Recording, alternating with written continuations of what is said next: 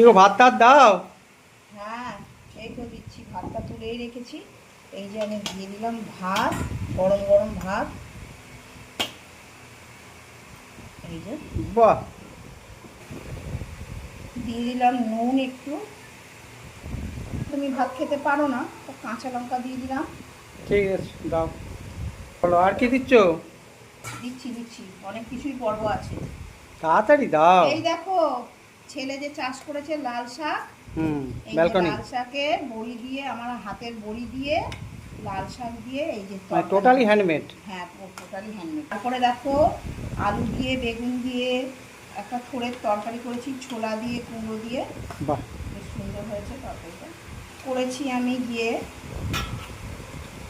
এই যে মুসুর ডাল, আমচুর করেছিলাম আমি।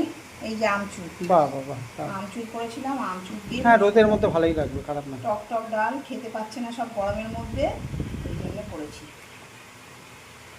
এই ডাল দিয়ে দিলাম। এর পরের পর্ব হচ্ছে, দেখো, আলু দিয়ে একটা মাছের কাইকাই করেছি।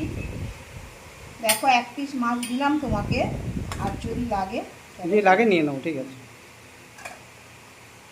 আর চাটনি। চাটনি। এই এবার আছে, এই আজকে মেনু। বাহ।